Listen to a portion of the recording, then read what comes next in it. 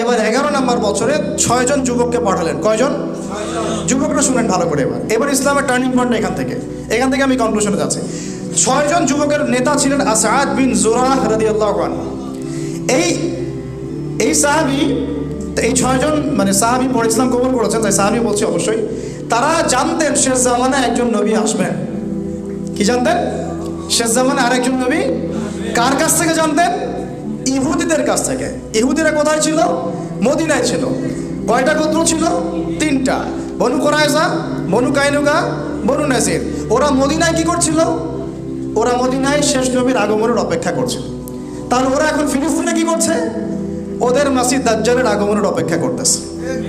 বোঝাতে পারতেছি আমি কি বিষয়টা? এখন সারা দুনিয়া বাদ দিয়ে বাইতুল মুকাদ্দাসে কি করতেছে? রাশিয়া জায়গা দেয় না কেন? আমেরিকা যে ওর বন্ধু, ওকে জায়গা দেয় না কেন? আমেরিকা তো অনেক জায়গা ফাঁকা পড়ে আছে। ও তো চাইলে 10টা ইসরায়েল রাষ্ট্র প্রতিষ্ঠা করতে পারে, ওখানে করে না কেন? ব্রিটেন বেলফোর ডিক্লারেশনের মাধ্যমে এই আপনার 1917 সালে জায়গা উন্মুক্ত করলো, উসমানীয়দেরকে বের করে দিল, তাই না? উসমানীয়দেরকে পরাজিত করে ওই জায়গা উন্মুক্ত করলো, করে ব্রিটেন সেখানে থাকলো না কেন? ওদেরকে জায়গা দিল কেন? এত যদি মিত্রতা, পশ্চিমা কোনো কান্ট্রি ওদেরকে জায়গা দেয়নি কেন? দিয়েছে? কোনো কান্ট্রি জায়গা দিয়েছে? সব বাদ দিয়ে জেরুজালেমে কি? সব বাদ দিয়ে মদিনায় যেমন যে ইস্যুটা ছিল সব বাদ দিয়ে, ওই সব বাদ দিয়ে এখন জেরুজালেমের সেম ইস্যু।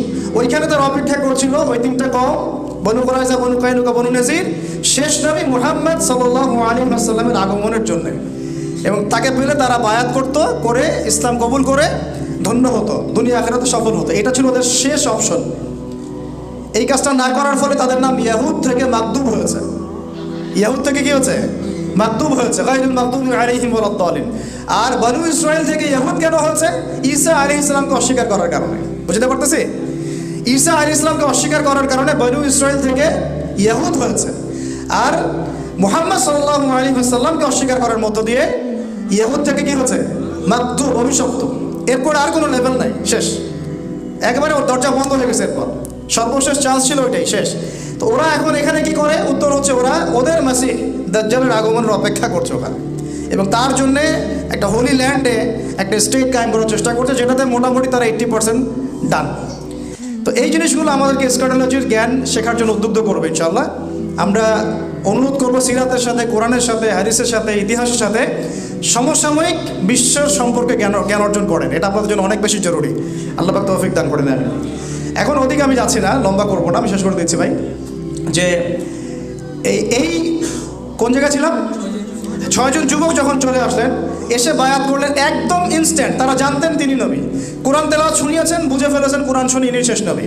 বায়াত করে চলে গেলেন মদিনায়। পরের বছর তারা আরও 6 জনকে নিয়ে আসলেন, মোট 12 জন। কতজন? মোট 12 জন।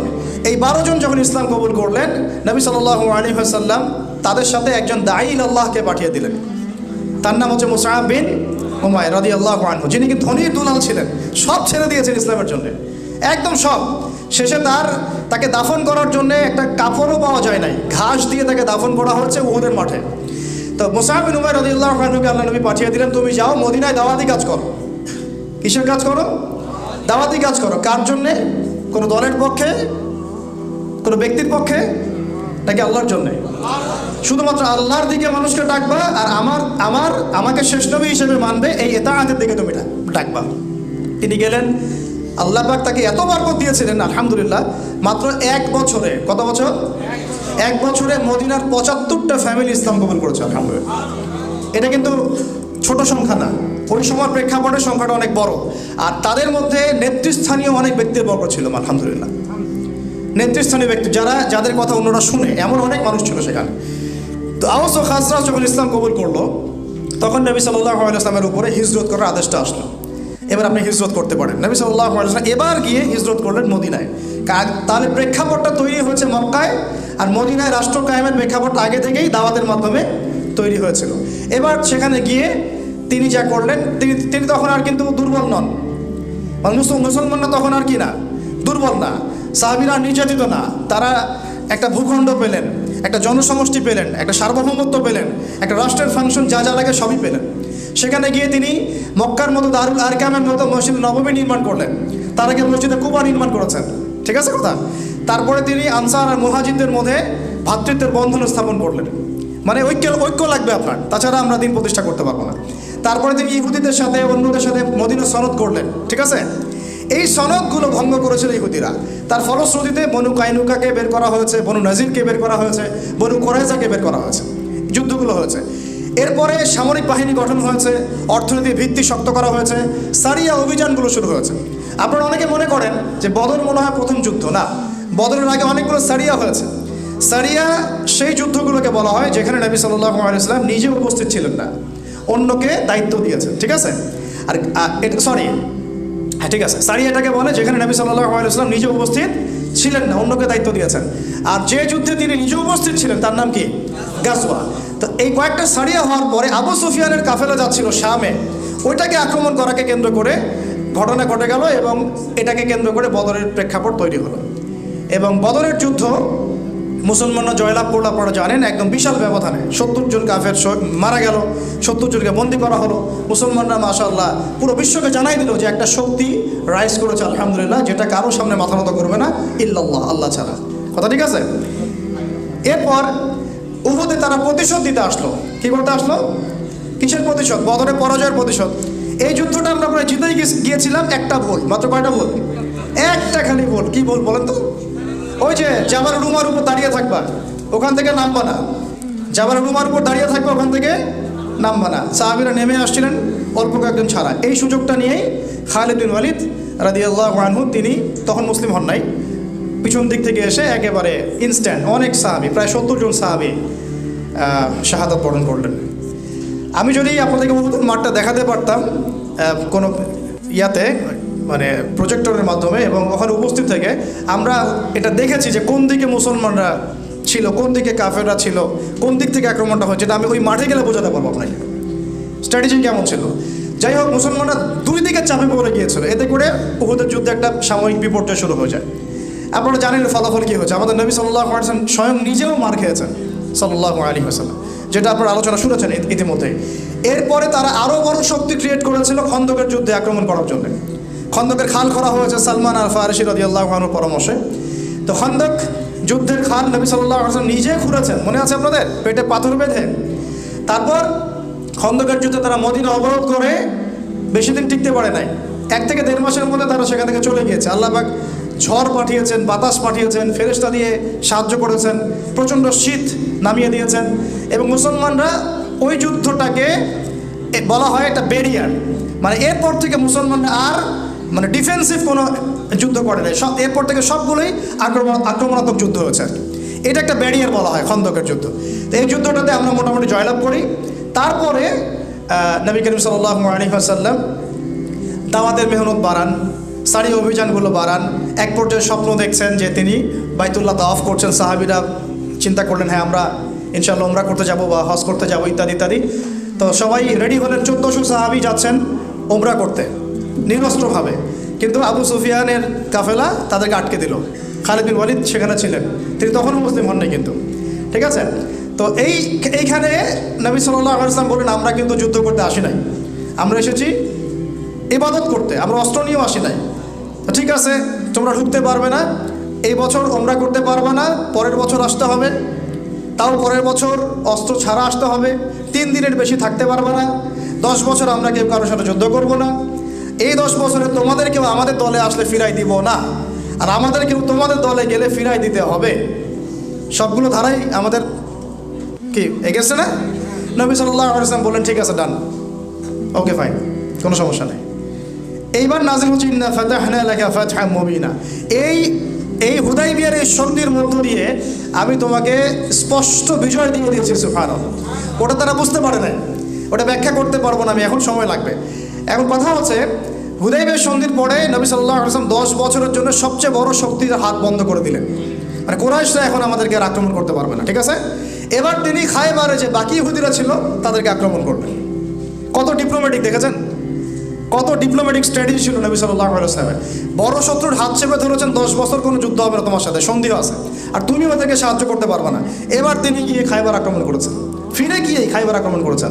তারপরে আরও যুদ্ধ হয়েছে, আপনার মোতার প্রান্তরে হয়েছে, তাবুকের অভিযান হয়েছে, আরও সারির অভিযানগুলো হয়েছে। তো এই অভিযানগুলোর মধ্য দিয়ে মুসলমানদের সংখ্যাও যেমন বেড়েছে, অর্থনীতি সমৃদ্ধ হয়েছে। তারপরে আমাদের ভূমির পরিমাণ বেড়েছে, রাষ্ট্রের আয়তন বেড়েছে, সব কিছু মিলিয়ে আমরা অনেক শক্তিশালী হয়েছি। সেই যে নির্যাতিত সাহাবীরা নিঃস্ব হস্তে মদিনায় আসলেন, এখন তাদের মানে আধ্যাত্মিক, অর্থনৈতিক, রাজনৈতিক, সামরিক সব ক্ষেত্রে তারা এখন আকাশচুম্বী একটা অবস্থানে চলে গেছে আলহামদুলিল্লাহ। কত বছরের মধ্যে? মাত্র এই 7-8 বছরের মধ্যে, 7 থেকে 8 বছর। দলে দলে মানুষ ইসলাম কবুল করা শুরু করতেছিল আলহামদুলিল্লাহ। এরপরে চুক্তি ভঙ্গ করলো আবু সুফিয়ানের বাহিনী, মনে আছে? তারা ওই হুদায়বিয়ার সন্ধির চুক্তিটা ভঙ্গ করলো। এর ফলে নবী সাল্লাল্লাহু আলাইহি ওয়াসাল্লাম একদম বিশাল একটা ফোর্স নিয়ে মক্কা অভিমুখে রওনা হলেন এবং তিনি বললেন যে যতজন আছো তার চেয়ে বেশি আগুন জ্বালাবা, যাতে ওরা যখন দেখবে তারা যেন মনে করে এত সৈন্য আসছে। মানে সবসময় তিনি খুবই বিচক্ষণ ছিলেন। আমরা তো মনে করি যে খালি সুবহানাল্লাহ, আলহামদুলিল্লাহ, আল্লাহু আকবার পড়াই মনে হয় ইসলাম। ইসলাম মানে একটা বিচক্ষণ ডিপ্লোম্যাটিক সিদ্ধান্ত, কখন আমাকে কিভাবে চলতে হবে, কোন সিচুয়েশনে আমি কীভাবে রিয়্যাক্ট করব। সিরাত আমাদেরকে এগুলোও শেখায়। তো প্রায় বলা যায় যে বিনা যুদ্ধেই মক্কা মোটামুটি জয় হয়ে গেল। আর মক্কা জয় হওয়ার পরে আল্লাহ রাসূল সাল্লাল্লাহু আলাইহি ওয়াসাল্লাম সবাইকে আমভাবে মাফ করে দিলেন। তবে তাকে যারা গালি দিয়েছিল, কষ্ট দিয়েছিল, তাদেরকে তিনি কিন্তু মাফ করেন নাই। মনে আছে ইবনে খাতালের নাম? কাবার ওই যে গেলাফ ধরেছিল, ওই অবস্থায় তাকে হত্যা করা হয়েছে। কেন? সে নবী সাল্লাল্লাহু আলাইহি ওয়াসাল্লামকে গালি দিয়েছিল। তার তখন অথরিটি আছে। তিনি খালিদ বিন ওয়ালিদ রাদিয়াল্লাহু আনহু, আলী ইবনে আবি তালেব তাদেরকে পাঠালেন, দেখো আরবের উপদ্বীপে কোনো মূর্তি টুর্তি আছে নাকি, থাকলে ভেঙে গুড়িয়ে দিবা, কবর থাকলে একদম সমান করে ফেলবা। এই কাজে তারা বেরিয়ে গেলেন। এইদিকে আপনার তাবুক অভিযান তো হয়েছে পরবর্তীতে, এর আগে তায়েফেও একটা অভিযান হয়েছে, তারপরে হুনাইনে একটা যুদ্ধ হয়েছে। এভাবে ইসলাম কিন্তু আরও সম্প্রসারিত হতে লাগলো। হওয়ার পরে নবী সাল্লাল্লাহু আলাইহি ওয়াসাল্লাম সর্বশেষে গিয়ে বিদায় হজটা করলেন। হজ কিন্তু তিনি একবারই করেছেন। কয়বার? একবারই করেছেন। এই হজে তিনি মৌলিকভাবে অনেকগুলো 4-5টা ভাষণ দিয়েছেন। মূল কথাগুলো তিনি বলে গেলেন। ওই যে আইয়ামে জাহিলিয়াতের সুদ, আমি আমার পায়ের তলে পিষ্ট করে গেলাম, এটা আমাদের নবীজি বলে গিয়েছেন। ওই সুদের উপর এখনকার অর্থনীতি দাঁড়িয়ে আছে। কথা বুঝতে পারছেন? আবার ওই জাহিলিয়াতকে ডেকে নিয়ে আসছে এরা, যেটা নবী সাল্লাল্লাহু আলাইহি ওয়াসাল্লাম তার পায়ের তলে দাফন করে গিয়েছিলেন। তিনি বললেন, দেখো আরও বড় কোনো ভেদাভেদ নাই, সাদা কালো কোনো ভেদাভেদ নাই, ধনী গরিব কোনো ভেদাভেদ নাই। শুধুমাত্র তাকওয়ার মানদণ্ডে বিচার হবে, কে সবচেয়ে বড় মুমিন আর কে কম, তার চেয়ে মানে নিচু স্তরের মুমিন। এটা কিসের মানদণ্ডে হবে? তাকওয়ার মানদণ্ডে। আরও বড় কোনো ভেদাভেদ নাই, সুদ পায়ের তলে দাফন করে গেলাম। তোমরা মেয়েদের ব্যাপারে সতর্ক থেকো, তোমাদের দাস দাসীর ব্যাপারে সতর্ক থেকো। তারপরে তোমরা পরস্পর ভাই ভাই হয়ে যাও, আজকের পর তোমরা বিভক্ত হবে না। আমি রেখে যাচ্ছি 2টা জিনিস, 2টা বিষয় বস্তু, একটা হলো কোরআন, একটা সুন্নাতে নবীহি, আর একটা কিতাবুল্লাহ। লান তাদিল্লু মা তামাসসাকতুম বিহিমা, তোমরা কোনোদিন পথভ্রষ্ট হবে না যতদিন এই 2টাকে আঁকড়ে ধরে রাখবে। তো এভাবে তিনি অনেকগুলো নসিহত করলেন। তার মধ্যে শেষের দিকে এই বিদায় হজ ভাষণের শেষে মনে হয় তিনি 80 থেকে 83 দিন বেঁচেছিলেন। 80 থেকে 83 দিন। এবার তিনি মদিনায় ফিরে যান, অসুস্থ হয়ে পড়েন। অসুস্থ অবস্থায় তিনি আরও কিছু নসিহত করেছেন। যেমন তিনি বলেছেন, সালাতের ব্যাপারে সর্বোচ্চ গুরুত্ব দিবে, তোমাদের অধীনস্থদের ব্যাপারে গুরুত্ব দিবে, রাষ্ট্র কোনো দূত আসলে সম্মান করবে, আরব উপদ্বীপ থেকে ইহুদিদেরকে বের করে দিবে। দেখেন ওরা আজকে আরব উপদ্বীপ শাসন করতেছে। এগুলো নবীর শেষ নসিহতগুলো। আমার কবরকে উপাসনার জায়গা বানাবা না, এগুলো আপনারা সবাই জানেন, আমি ওইটা বিস্তারিত বলতে যাচ্ছি না। এরকম করে তিনি অনেকগুলো শেষ নসিহত করে দুনিয়া থেকে বিদায় নিয়ে আল্লাহর সান্নিধ্যে চলে গেলেন এবং আমাদের হাতে এই ইসলামটাকে আমানত রেখে গেলেন। বলে গেলেন যে এরপরে তো আর কোনো নবী আসবে না, কিন্তু আলেম ওলামা থাকবেন, তারা নবী আম্বিয়া কেরাম তাদের উত্তরসূরি। আজকে ওলামায়ে কেরাম আছেন। এভাবে যুগ যুগ ধরে, এরপরে যুগ যুগ ধরে চলতে আসছেই। আবু বকর সিদ্দিকের 2 বছর 2.5 বছর ইসলামী খেলাফা এইভাবে দাঁড়িয়েছিল। ওমর রাদিয়াল্লাহু আনহুর সময় ছিল প্রায় 10 বছর, উসমান রাদিয়াল্লাহু আনহুর সময় প্রায় এভাবে 12 বছর, তারপর আলী ইবনে আবি তালেবের সময় এরকম প্রায় 2-3-4 বছরের মতো এটা খিলাফার সিচুয়েশন ছিল। তারপরে উমাইয়ারা শাসন করেছে প্রায় কত বছর? মেবি 97 বা 95 বছর। আব্বাসীয়রা করেছে এরকম 550 বছর, 500 বছর। তারপরে এদিকে ফাতেমিরা করেছে, কর্ডোভায় একটা খেলাফা ছিল, মামলুকরা করেছে, আইয়ুবিরা করেছে, মোগলরা করেছে, অটোম্যান এম্পায়ার তুর্কিরা করেছে। এভাবে পৃথিবী এগিয়ে গেছে প্রায় 1200 বছর। সেই বৃক্ষের ফল আমরা খেয়েছি। জাহিলিয়াতের সেই জাহেলি গাছ, মানে জাহিলিয়াতের যে বৃক্ষ, ওইটাকে উপড়ে ফেলে নবী সাল্লাল্লাহু আলাইহি ওয়াসাল্লাম যে তাওহীদের বৃক্ষ রোপণ করেছেন, সুন্নতের বৃক্ষ রোপণ করেছেন, ওইটার ফল আমরা 1250 বছর খেয়েছি। তারপরে আস্তে আস্তে এই যে ভাই তো বলেই গেলে 1789 সালের কথা বললেন, তারপরে 1773 সালের কথা বললেন। এরপর থেকে যত মতবাদগুলো আসছে, ডেমোক্রেসি, সোকল ডেমোক্রেসি, সেকুলারিজম, কমিউনিজম, ইত্যাদি ইত্যাদি, গডলেস ওয়ার্ল্ড, বস্তুবাদী সভ্যতা, মেটেরিয়ালিজম, এই যে ইজমগুলো যেগুলো আসছে, যত ইজম মানব রচিত, এইগুলো এসে মানব জাতিকে আবার নতুন একটা জাহিলিয়াতের দিকে নিয়ে যাওয়ার চেষ্টা করবে। এখান থেকে আস্তে আস্তে ইসলামকে মাইনাস করতে করতে করতে করতে ইসলাম মাইনাস হলো প্রথমে পলিটিক্যাল লাইফ থেকে, তারপর ইসলাম মাইনাস হলো ইকোনমিক লাইফ থেকে, তারপর ইসলাম মাইনাস হলো সংস্কৃতি থেকে, এখন ইসলাম মাইনাস হচ্ছে শিক্ষা থেকে। আর ব্যক্তি জীবনে আপনি ইসলাম পালন করলে তাদের কোনো মাথা ব্যথা নাই। আপনি ব্যক্তি জীবনে যদি তাহাজ্জুদ গোজারও হন, হাফেজ হন, আলেম হন, ঘরের কোনায় তসবিহ টিপেন, কোনো মাথা ব্যথা নাই বিশ্বের মোড়লদের, মাথা ব্যথা আছে। কিন্তু ওরা বড় বড় 4টা সেক্টর থেকে ইসলামকে মাইনাস করে ফেল। তারপর আবার ঘুরে ফিরে আমরা সেই নতুন আইয়ামে জাহিলিয়াতের মধ্যে চলে আসলাম, যেখানে দাঁড়ায় আমি আপনাদের সামনে সিরাত শোনাচ্ছি। এটা হচ্ছে এখন নব্য জাহিলিয়াত, নব্য আবু জাহেলের যুগ। এইভাবে সিরাত চলেছে। এখন দেখেন এই সিরাতের 23 বছর নবী সাল্লাল্লাহু আলাইহি ওয়াসাল্লামের সাথে কত পালাবদল হয়েছে। প্রথমে ওহী এসেছে, তার মানে আমাদেরকে দিন প্রচার করতে, প্রতিষ্ঠা করতে আগে ওহীর জ্ঞান লাগবে। কিসের জ্ঞান? তারপরে তিনি গোপনে দাওয়াত দিয়েছেন, আগে আমাদেরকে ইন্ডিভিজুয়ালি দাওয়াত দিতে হবে। এই কাজগুলো অলরেডি হয়ে গেছে আলহামদুলিল্লাহ। এমন না যে নতুন করে শুরু করতে হবে, মাশাআল্লাহ এই কাজ তো হয়ে গেছে আলহামদুলিল্লাহ। এবং এখন দরকার আমাদের একটা ঐক্য। কি দরকার? ঐক্য। এবং আমাদের আপোষে ইখতিলাফগুলো ভুলে যাওয়া, একটা প্ল্যাটফর্মে আসা। তারপরে শিক্ষার একটা বিপ্লব ঘটানো, জ্ঞানের একটা রেভলিউশন ক্রিয়েট করা। তারপরে দেখেন তিনি প্রকাশ্যে দাওয়াত দিয়েছেন, যখন নির্যাতন এসেছে তিনি কিন্তু সবর করেছেন, ধৈর্য ধরেছেন। তা আমাদেরকে সবর করা শিখতে হবে, ধৈর্য ধরা শিখতে হবে। প্রয়োজনে তিনি হিজরত করে চলেও গেছেন, জান নাই? নিজেই তো চলে গেলেন। তো প্রয়োজনে, যদি প্রয়োজন হয় তাহলে এটাও আমাদের সামনে অপশন, কিন্তু এই অপশনও আপনার সামনে এখন বন্ধ। যাবেন কোথায়? যদি দেখেন একটা জায়গায় জাহিলিয়াত দিয়ে ভর্তি, এখন যাবেন কোথায়? বরং এখন আমাদের জাহিলিয়াতের মধ্যে থেকেই এগুলোকে দূর করার চেষ্টা করতে হচ্ছে, তাই না? এটাই আমাদের সামনে খোলা আছে রাস্তা। তারপরে দেখেন আল্লাহ পাক শক্তিশালী করেছেন দাওয়াতের সাথে সাথে। জিহাদ যখন শুরু হয়েছে, আস্তে আস্তে আস্তে আস্তে ইসলাম মদিনায় শক্তিশালী হয়েছে, আরবের মধ্যে ছড়িয়ে পড়েছে। এক পর্যায়ে মক্কা বিজয় হয়েছে। ওই মক্কা বিজয়ের পরে আরও অনেক বছর, আমি দেখালাম প্রায় 1200 থেকে 1250 বছর ইসলামের খেলাফা সারা বিশ্ব এভাবে এর সুফল ভোগ করেছে। এইভাবে সিরাতুন নবী সাল্লাল্লাহু আলাইহি ওয়াসাল্লামের আলোকে খুঁটে খুঁটে যদি আমরা পড়া শুরু করি এবং কোরআন সুন্নাহর সাথে মিলাই, নিজেরা পরিবর্তন হই, ব্যক্তিজীবন পরিবর্তন করি, পরিবারটাকে পরিবর্তন করি, আমার অর্থনীতি ঠিক করি, আমি হালালের উপর থাকি, আমার শিক্ষা ঠিক করি, আমার সংস্কৃতি ঠিক করি, এবং আমাদের ঊর্ধ্বতন কর্তৃপক্ষ যারা আছে তাদেরকে সঠিক ইসলামের মেসেজটা পৌঁছায় এবং যুগোপযোগীভাবে পৌঁছায়, প্রত্যেক ডিপার্টমেন্টে দাওয়াত পৌঁছায়। আল্লাহ চাইতে হয় এখানে ইসলাম কায়েম হবে, না হলে এটা ধ্বংস হয়ে যাবে। দুটো অপশন, হয় আমরা এই দাওয়াত দিতে দিতে দিতে দিতে ইসলামের জন্য কাজ করতে করতে নিজেরাই হালাক বা ধ্বংস হয়ে যাব, না হলে ইনশাআল্লাহ তাআলা আল্লাহর ইচ্ছায় বিইজনিল্লাহ আল্লাহর জমিনে দিন কায়েম হবে ইনশাআল্লাহ। তো এখন এই জন্য আমাদের প্রয়োজন ভাই এই কয়েকটা বিষয়। আমাদের সবার আগে দরকার একটা ওহীভিত্তিক জ্ঞানের বিপ্লব। রাজি আছেন তো ইনশাআল্লাহ? ওহীভিত্তিক জ্ঞানের বিপ্লব দরকার। পাশাপাশি দরকার আমাদের সুন্নাহ ভিত্তিক জীবনযাপন। একটা কাজও সুন্নাহর বাইরে করা যাবে না। আমাদের দরকার একটা হালাল অর্থনীতি। 4 নম্বর আমাদের দরকার আদর্শ ইসলামী পরিবার, আদর্শ ইসলামী পরিবার দরকার। 5 নম্বর দরকার সৎ কাজে আদেশ, একই সাথে অন্যায় কাজে নিষেধ। দরকার ওলামায়ে কেরামদের মধ্যে ঐক্যের প্ল্যাটফর্ম ক্রিয়েট করা, উম্মাকে আর ভাগ না করা। যথেষ্ট হয়েছে, এগুলো বন্ধ করেন আল্লাহর ওয়াস্তে। যা হয়েছে যথেষ্ট, যা হয়েছে প্রয়োজনের চেয়ে অনেক বেশি হয়ে গেছে। আমরা দেখিয়ে দিয়েছি আমরা কিভাবে বিভক্ত হতে পারি, নাউজুবিল্লাহ। তো দরকার আমাদের মধ্যে হৃদ্যতা, মহব্বত, ভালোবাসা, সালাম বিনিময়, একটা ঐক্য। তারপরে দরকার বড়দের কথা শুনে চলা, ওলামায়ে কেরাম থেকে ডিটাচ না থাকা, বরং তাদের সাথে সম্পর্ক রেখে আমাদের সামনে আগানো। এবং আমাদের সরকারকে, আমাদের প্রশাসনকে, আমাদের তরুণ তরুণী, যুবক যুবতী, কলেজ ইউনিভার্সিটির ভাই, আপনার জজ, ব্যারিস্টার, বুদ্ধিজীবী, কাউকে বাদ দেওয়া যাবে না। সবাইকেই দাওয়াত দিতে হবে। রাজি আছেন তো ইনশাআল্লাহ? সবাইকেই ইসলামের দাওয়াত দিতে হবে, কোরআনের দাওয়াত দিতে হবে, সুন্নাহর দাওয়াত দিতে হবে, সিরাতের দাওয়াত দিতে হবে।